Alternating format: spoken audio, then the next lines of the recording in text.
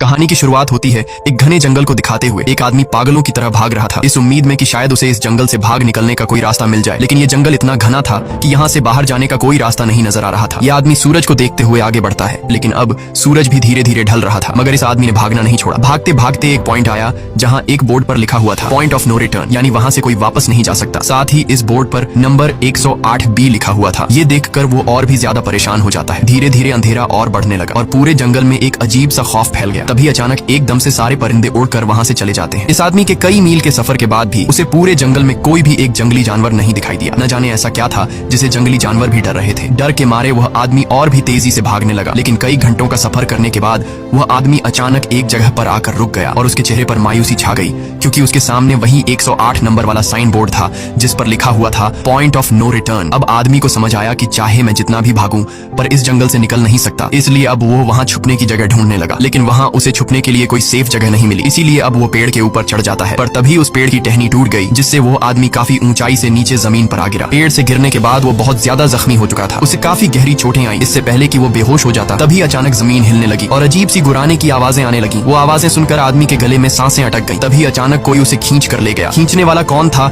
ये